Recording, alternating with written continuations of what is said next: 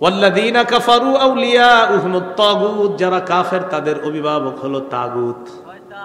তাহলে বলেন, কাফেরের অভিভাবক তাগুত আর মুমিনের অভিভাবক হবেন কে? আল্লাহ। আল্লাহর পরিবর্তে মুমিন যদি অন্য কাউকে অভিভাবক বানায়, কোন তাগুতকে যদি অভিভাবক বানায়, মুমিনের ভাগ্য সারা জীবনেও পরিবর্তন হবে না। মুমিন অভিভাবক যখন আল্লাহকে বানাবে, মুমিনের ভাগ্য আল্লাহ তাআলা পরিবর্তন করে দিবে। যার বড় প্রমাণ হলো বর্তমান আফগানিস্তান। কারা আল্লাহকে অভিভাবক মাইনা ইস্তেকামাতের সাথে লড়াই করছে, চিরশত্রু যারা দুনিয়ারে বুড়া আঙ্গুল দেখায়, আফগানিস্তান তাদেরকে বুড়া আঙ্গুল দেখাইছে। 47টা মানুষ বসাইলো, একজনও মহিলা বসাইলো না, খালি অন্যদেরকে বানায়া দেয় আর তাদেরকে গোলামীর জিনজিরের মধ্যে আবদ্ধ করে নিজেরা খালি সবাইরে ঘুরাইতে চায়। ইসলাম মাইন্ডের মানুষগুলা যদি এখনো না বুঝে, তাহলে কিন্তু এই বুঝার আর সুযোগ আসবে না। বারবার তাগুত ছেড়ে আরেক তাগুত ধরা, এর মতো নির্বুদ্ধিতা, বোকামি, এর মতো এমন আত্মঘাতী সিদ্ধান্ত, এটা কোনো মুসলমানের জীবনে কল্যাণ তো বয়ে আনবে না, বরং তার জীবনে বিপর্যয় আরো কঠিন থেকে কঠিন হবে দিন। মুমিনেরা বুঝতে হবে। আমাদের জাতীয় ইমাম সমাজরাও যেন এই ব্যাপারে কাজ করে। হ্যাঁ, আল্লাহ তৌফিক দান করে। জাতীয় লেখা আছে, কি লেখা আছে? তাহলে তারা জাতির দায়িত্বশীল। আর বলে না কেন? হ্যাঁ, আমাদের এই জাতীয় সমস্যা জাতীয় ইমাম সমাজ দেখতে হবে। জাতীয় ইমাম সমাজ শুধু বক্তাবলী সমস্যা দেখলে হবে না, জাতির সমস্যা নিয়ে জাতীয় ইমাম সমাজ কাজ করতে হবে। জাতীয় ইমাম সমাজ এই দেশের মুরব্বী আলেমদের কাছে যাইতে হবে, গিয়ে বলতে হবে, আপনাদের হাতে পায়ে ধরি, আপনারা একটু সবাই এক হয়ে আমাদের জন্য একটু কাজ করেন। আল্লাহ বুঝার তৌফিক দান।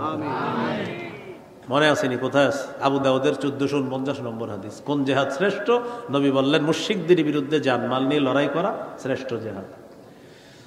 এরপর আল্লাহ রাসূলকে প্রশ্ন করা হলো, ফাইয়ুল কতলি আশরাফু ইয়া রাসূলুল্লাহ, হুজুর আপনার কাছে জানতে চাই, কোন হত্যাকাণ্ডটা সবচেয়ে মর্যাদাপূর্ণ, কোন শহীদটা সবচেয়ে মর্যাদাপূর্ণ?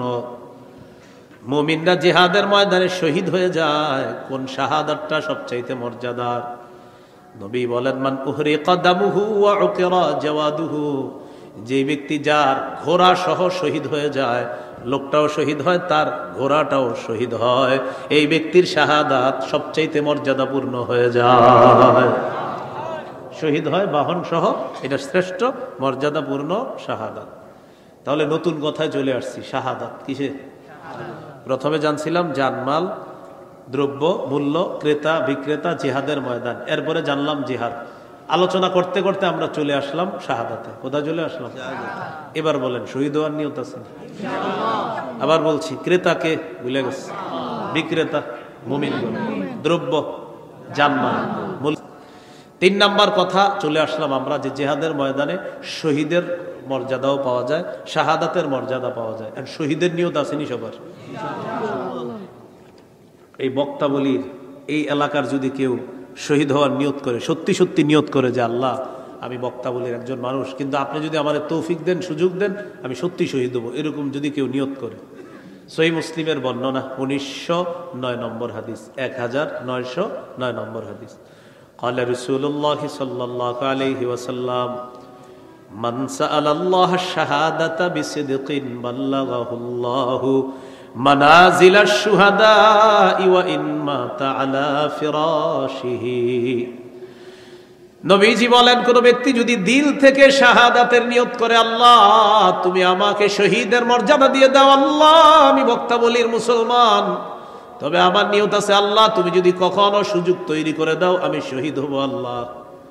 তার নিয়তটা আল্লাহ তাআলা জানেন। নবী বলেন, সে যদি তার ঘরের বিছানাও মারা যায়, আল্লাহ তাআলা তাকে শহীদদের মর্যাদায় পৌঁছায় দিবে।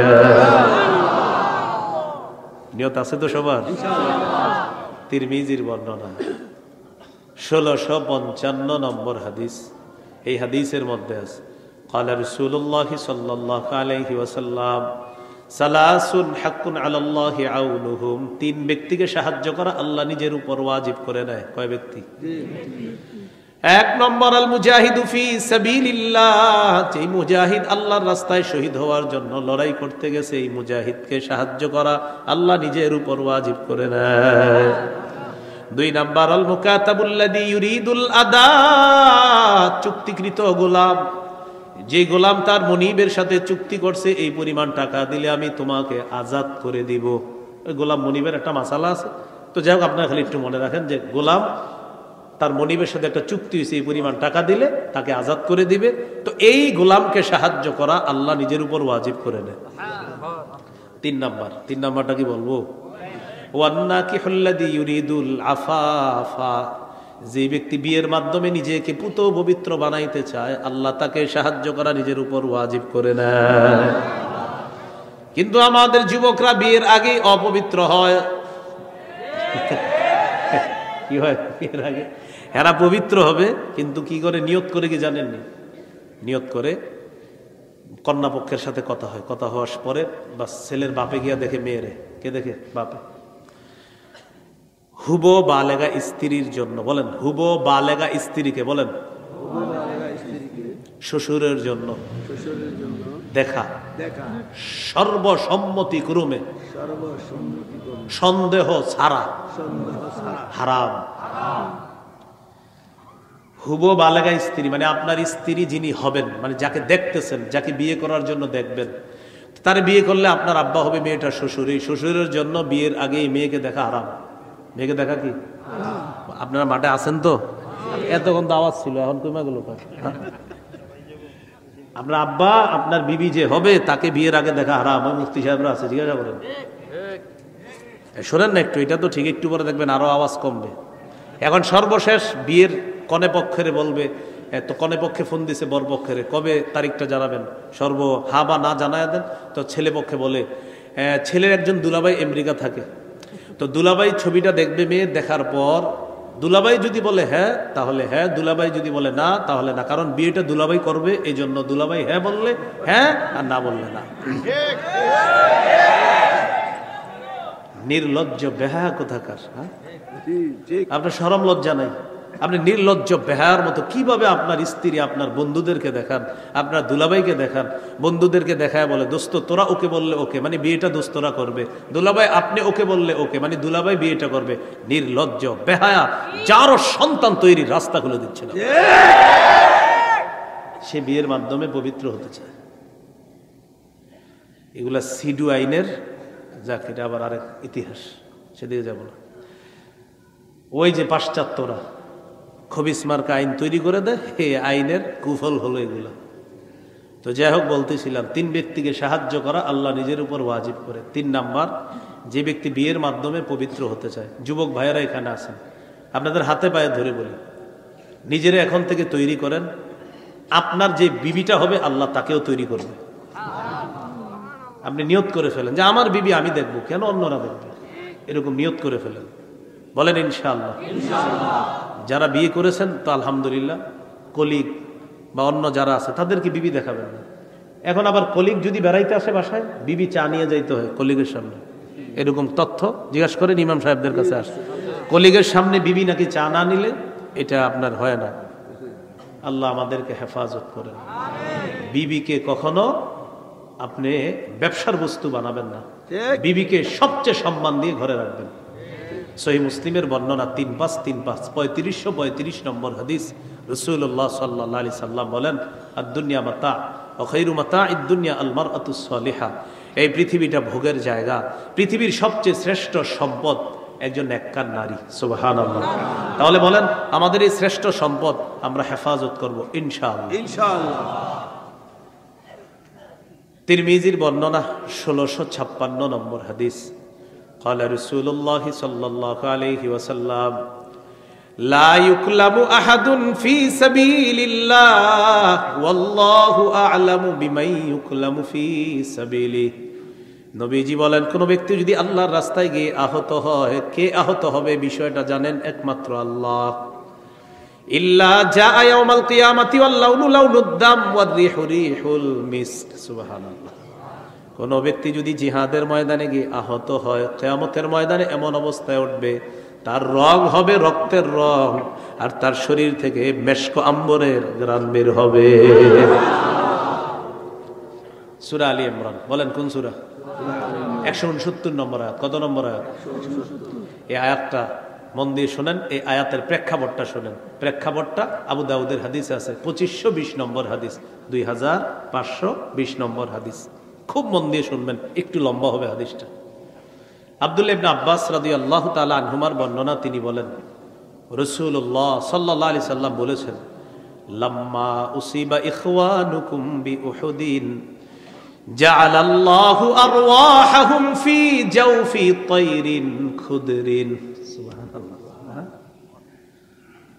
উহুদের যুদ্ধে তোমাদের ভাইরা যখন শহীদ হয়েছে, 70 জন শহীদ, এই শহীদ হওয়ার পর তাদের আত্মাগুলা আল্লাহ তাআলা সবুজ পাখির পেটের মধ্যে ঢুকাইয়া দিস। সুবহানাল্লাহ।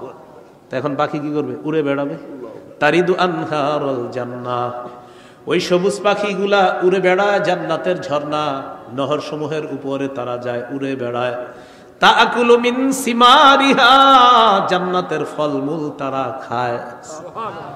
ওয়া তা'ওয়ি ইলা কানাদিলা মিন যাহাবিন মুআল্লাকাতিন ফি জিল্লিল আরশ, আরশের ছায়ায় স্বর্ণ দিয়ে তৈরি করা ফানুস আছে, ওই ফানুসের মধ্যে গিয়ে ওই সবুজ পাখিগুলা বসে যায়। দেখেন মজার বিষয়টা দেখেন, ফানুসের মধ্যে বসার পর এবার শহীদরা আপোষে বলা বলি করে, আচ্ছা আমরা যে এত আরামে আছি, সুবহানাল্লাহ পড়েন। শহীদরা বলতেছে কোথায়? জান্নাতে ফলমূল খায়, আর বলতেছে আচ্ছা ফালাম্মা ওয়াজাদু তিবা মাকালিহিম ওয়া মাশরাবিহিম ওয়া মাকিলিহিম, যখন তারা তাদের মনোভূত খাবার পায়, মনোভূত পানি পেল, মনোভূত বাসস্থান পেল, শহীদরা তখন বলা বলি করবে, আচ্ছা মাইয়ুবাল্লিগু আন্না ইখওয়ানানা, আমাদের যে ভাইয়েরা দুনিয়াতে আছে যারা শহীদ হয় নাই, আমাদের এই নেয়ামতগুলার কথা কে তাদের কাছে পৌঁছাতে পারবে? নিজেরা বলতেছে। কেন? লিআল্লা ইয়াজহাদু ফিল জিহাদ ওয়ালা ইয়ানকুলু ইনদাল হারব, যেন আমাদের দুনিয়ার ভাইয়েরা জিহাদের সময় অলসতা না করে আর অনাগ্রহ না দেখায়, আমাদের দুনিয়ার ভাইয়েরা যেন জিহাদের স্পৃহা মানসিকতা লালন করে। আমাদের এই নিয়ামতের কথা তারা যদি জানতে পারে, তাহলে জিহাদের প্রতি তাদের আগ্রহ আরো তৈরি হবে। তো এটা যখন বলছে, তো শহীদদের এই কথা কে জানাবে?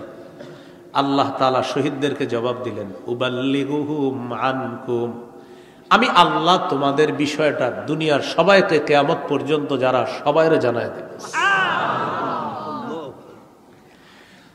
এরপর আল্লাহ তাআলা সূরা আলী ইমরানের 169 নম্বর আয়াত নাজিল করে দিয়ে শহীদদের ব্যাপারটা জানায় দেয়। যদিও মুফাসসিরিনে কেরামের কেউ কেউ বলেন এটা বদরের যুদ্ধের শহীদদের কথা, আর হাদিস দ্বারা বোঝা যায় এটা উহুদের যুদ্ধের শহীদদের কথা। যেই যুদ্ধের হোক, মোট কথা শহীদ। আল্লাহ তাআলা বলেন, ওয়ালা তাহসাবান্নাল্লাযীনা কুতিলু ফি সাবিলিল্লাহি আমওয়াতা, যারা আল্লাহর রাস্তায় শহীদ হয়ে গিয়েছে তাদেরকে তোমরা মৃত মনে করো না, বাল আহইয়াউন, তারা জীবিত, ইনদা রাব্বিহিম ইউরযাকুন, তাদের রবের কাছে তাদেরকে রিজিক দেওয়া হয়, তাদের রিজিকের ব্যবস্থা করা হয়।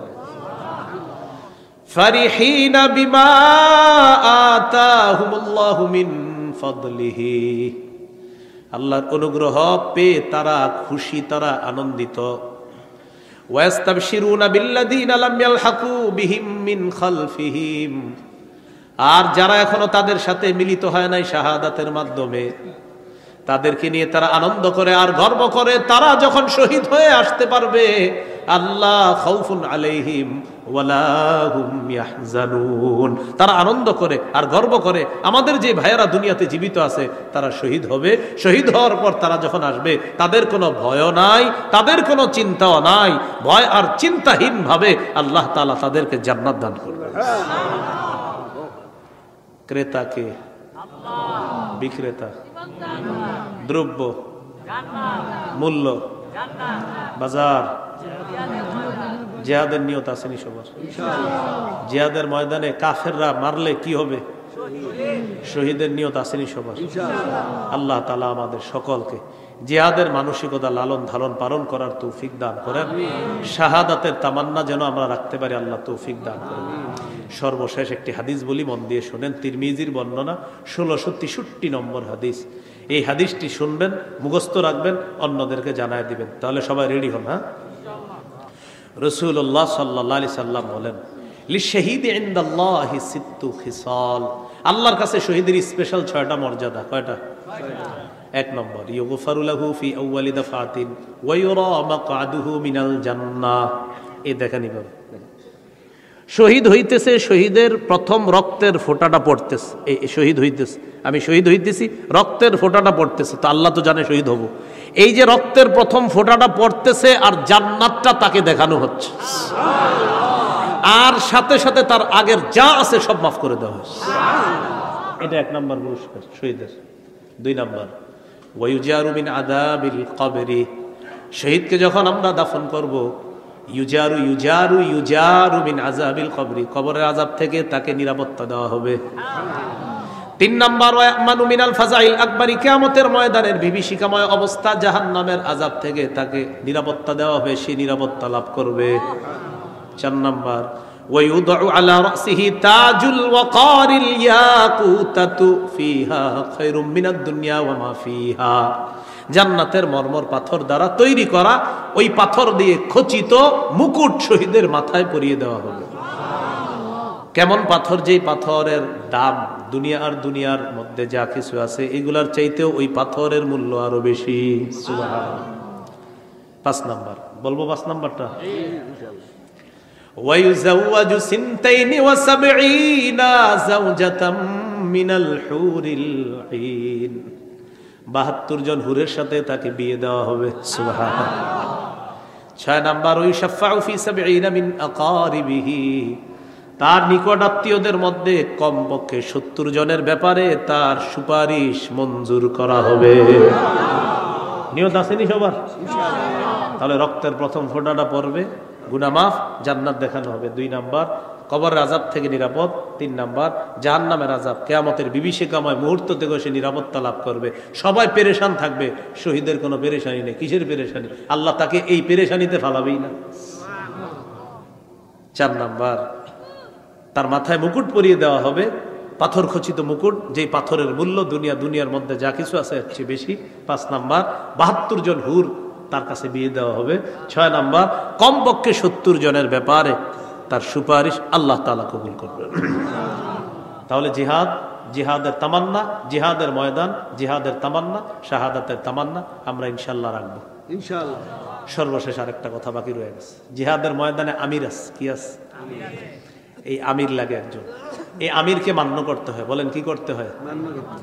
বলেন আল্লাহকে মান্য করতে হয় নিঃশর্ত ভাবে, আল্লাহর হুকুমে রসুলকে মানতে হয়, ইতাআত করতে হয় নিঃশর্ত ভাবে। আমিরের, শাসকের, দায়িত্বশীলের ইতাআত, আনুগত্য নিঃশর্ত ভাবে করা যাবে না, শর্ত লাগবে। কি আওয়াজ কমে গেল কেন? বলেন বলেন, আমির যদি কোরআনের হাদিসের অপব্যাখ্যা দেয়, গুনাহের কথা বলে, নাফরমানির কথা বলে, সেই অটো আমিরকে মানাও যাবে না, তার কথা শোনাও যাবে না। দলিল সহিহ বুখারী ৭,১৪৪, সহিহ বুখারী ৪,৩৪, এই 2 হাদিসে আছে। সহিহ বুখারী ৭,১৪৪টা আমি বলছি। রাসূল বলেন, আস-সামউ ওয়াত তাআতু আলাল মারইল মুসলিমি ফীমা আহাব্বা ওয়া কারিহা মা লাম ইউমার বিমাসিয়া ফাইদা উমিরা বিমাসিয়াতিন ফালা সামআ ওয়ালা তাআতা। আমিরেরকে ততক্ষণ মানব মুসলমানরা যতক্ষণ তার থেকে কোনো নাফরমানির কথা বের না হবে। নাফরমানিমূলক কথা যদি বের হয়, কোরআন হাদিসের অপব্যাখ্যা যদি বের হয়, আর আলেমরা যদি সেই ভুল ধরিয়ে দেয়, সেই আমিরের কথা শোনাও যাবে না, মানাও যাবে না। সহিহ বুখারী ৪,৩৪০ নম্বর হাদিসটা, এটা গল্পের মতো মনে রেখে অন্যদেরকে শোনাবেন। আলী রাদিয়াল্লাহু তাআলা আনহুর বর্ণনা, বাসান নবী সাল্লাল্লাহু আলাইহি সাল্লাম সারিয়াতান ওয়াস্তা'মালা আলাইহিম রাজুলাম মিনাল আনসার ওয়া আমারহুম আইয়ুতিউহু। একটা দল নবী জিহাদে পাঠাইলেন, একজন আমির নিযুক্ত করে দিলেন, আর বলে দিলেন আমির যা বলবে সব শুনবা। তো আমির সাহেব রওনা করছে তাদেরকে নিয়ে, বুঝতেছেন সবাই? ফাগাদিব, আমির সাহেবের রাগ উঠছে। আমির সাহেব সেনাবাহিনীর সবাইকে বললেন, আলাইসা কদ আমারকুম রাসূলুল্লাহ সাল্লাল্লাহু আলাইহি সাল্লাম আন তুতিউনি, আচ্ছা নবী কি বলে নাই আমার আনুগত্য করতে তোমাদেরকে? সবাই বললেন হ্যাঁ বলছি। তাহলে আমি এখন যা বলবো তা শুনবা? সবাই বললেন জি শুনবো। আমির সাহেব বললেন, ইজমাউলি হাতবা, তোমরা লাকড়ি সংগ্রহ করো। ফাজামাউ, সবাই লাকড়ি সংগ্রহ করে নিয়ে আসছে। এবার আমির সাহেব বললেন, আউকিদুহা নার, লাকড়িতে আগুন ধরায় দাও। ফাআউকাদুহা নার, আগুন লাগিয়ে দিস। এবার আমির সাহেব বললেন উদখুলুহা, সবাই আগুনে ঝাঁপ দাও। কি করো? এটা কোনো কল্প কাহিনী না। সহিহ বুখারীর 4340 নম্বর হাদিস। মোট হাদিস সংখ্যা হবে 7563টা। কারো মোবাইলে হাদিসের অ্যাপস থাকলে এখনই খুলে মিলাম।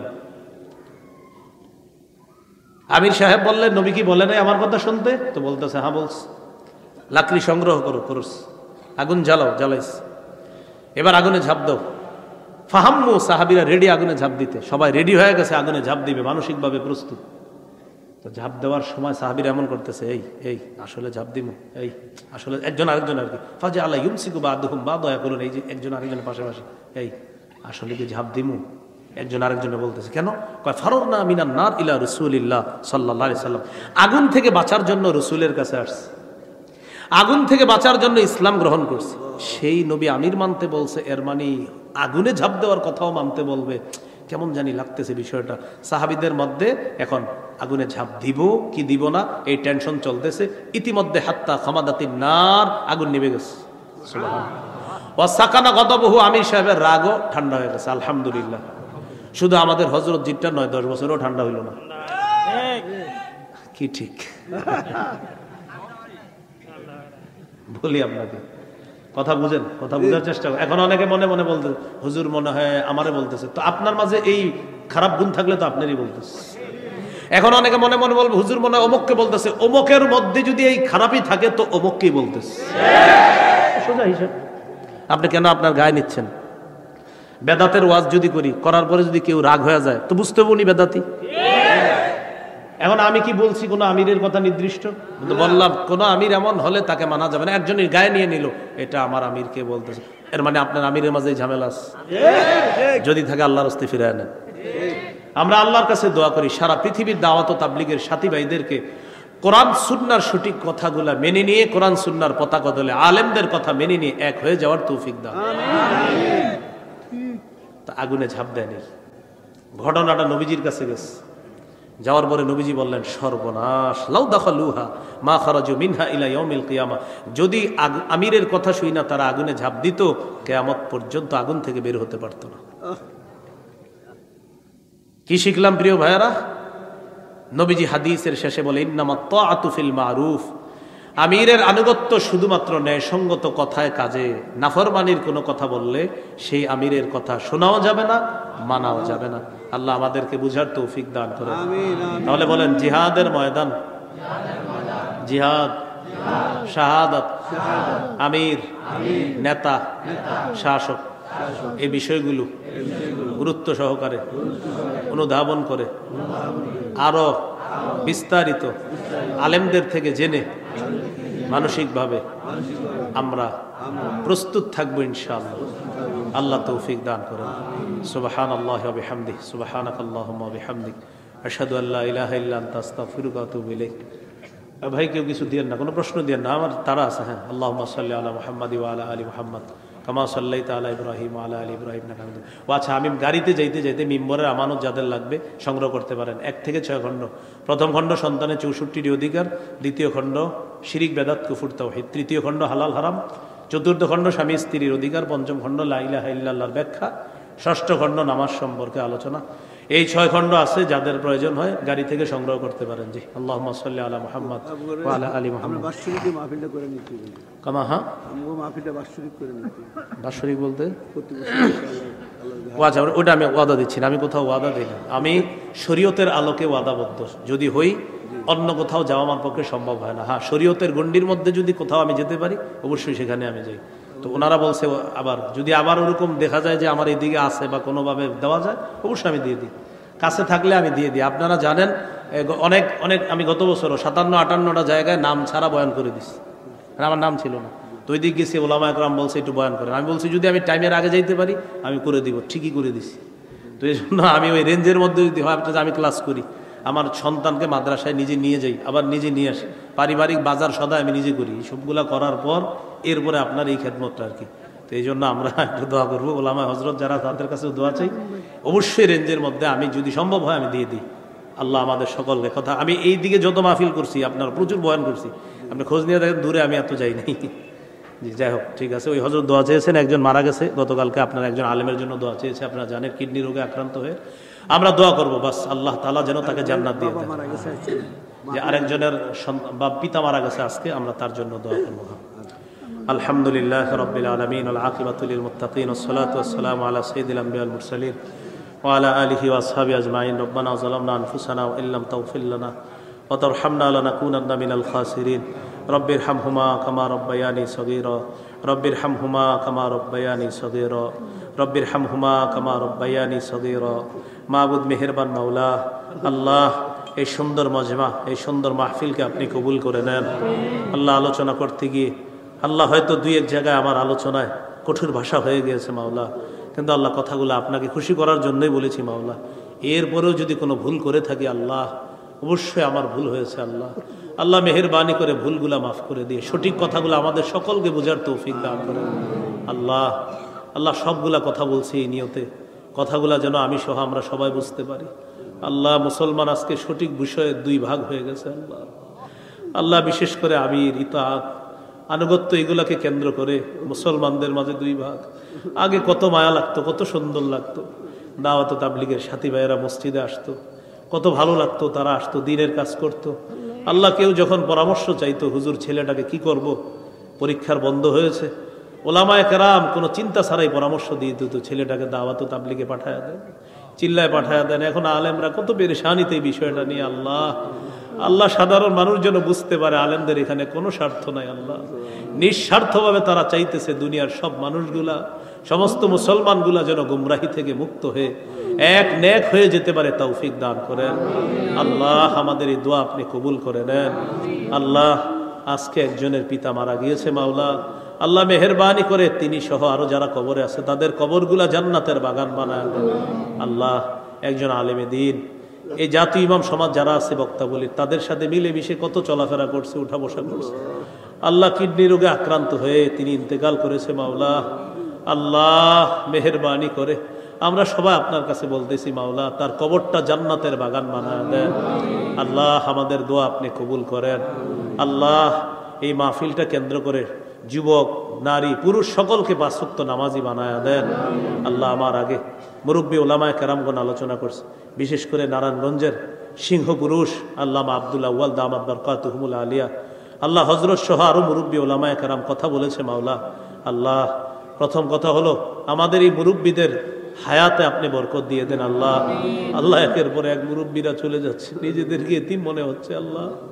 আল্লাহ গত 2-3 বছরে আমাদের দেশের বড় বড় আলেমরা চলে গেছে আল্লাহ। শাইখুল ইসলাম আল্লামা আহমদ শফি রহমতুল্লাহ আলাইহির মাধ্যমে শুরু হয়েছে, এরপর একে একে আমরা মুরব্বীদেরকে হারাইছি আল্লাহ। হাফেজ জুনায়েদ বাবুনগরী রহমতুল্লাহ আলাই, আল্লামা নূর হোসাইন কাসিমি রহমতুল্লাহ আলাই আল্লাহ, তিনি সহ মুফতি ওয়াক্কাস রহমতুল্লাহ আলাই, আরো বড় বড় ওলামায়ে কেরাম, এই মুহূর্তে আমার মনে আসতেছে না অনেকের নাম, শেখুল হাদিস আল্লামা আজিজুল হক রহমতুল্লাহ আলাই, আল্লামা মুফতি আমিনী রহমতুল্লাহ আলাই আল্লাহ, যাদের নামগুলাই ছিল বাতিলের আতঙ্কের এক একটা নাম আল্লাহ। আগে তারা একটা নাম, তাদের যখন নাম আমরা কোনো পোস্টারে দেখতাম কত হিম্মত বেড়ে যেত আমাদের আল্লাহ।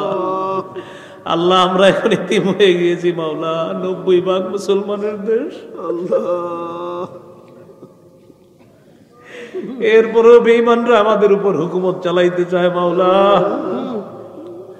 আল্লাহ আমাদের দেশে আল্লাহ ওমরে ফারুকের মতো একজন তৈরি করে দেন আল্লাহ, এমন একজন তৈরি করে দেন আল্লাহ। ইসলামী দলগুলোকে খুব দ্রুত এক হওয়ার একটা ব্যবস্থা আপনি করে দেন আল্লাহ, খুব দ্রুত এক হওয়ার ব্যবস্থা করে দেন আল্লাহ, খুব দ্রুত এক হওয়ার ব্যবস্থা করে দেন আল্লাহ। এই সুযোগটা যেন গ্রহণ করতে পারি, তৌফিক দান করেন আল্লাহ। আমাদেরকে মাফ করে দেন আল্লাহ, আমাদেরকে মাফ করে দেন।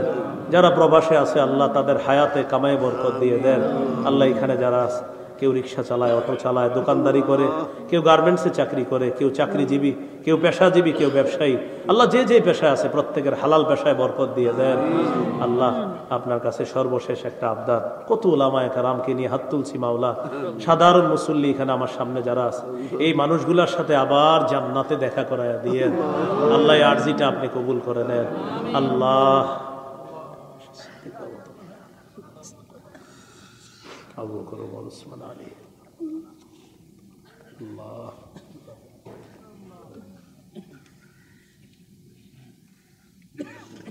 আল্লাহ আল্লাহ আল্লাহ সেহের জাদু টোনা থেকে উলামায়ে কেরামকে আপনি হেফাজত করেন, জাতি ইমাম সমাজকে আপনি কবুল করেন, তাদের যে কাজগুলো আছে মেহনতগুলো আছে আত্মমানবতার সেবা সহ জাতীয় পর্যায়ে যেন তারা অবদান রাখতে পারে তৌফিক দান করেন। আল্লাহ আজকে আমরা তাদের কাছে আবদার জানিয়েছি তারা যেন জাতীয় পর্যায়ে এদেশের উলামায়ে কেরামের ঐক্যের জন্য তারাও যেন কাজ করতে পারে তৌফিক দান করেন। আমাদের দোয়া আপনি কবুল করেন। রব্বানা তাকাব্বাল মিন্না ইন্নাকা আনতাস সামিউল আলিম وتب علينا إنك أنت التواب الرحيم صلى الله تعالى على خير خلقه محمد وعلى آله وأصحابه أجمعين سبحان ربك رب العزة عما يصفون سلام على المرسلين الحمد لله رب العالمين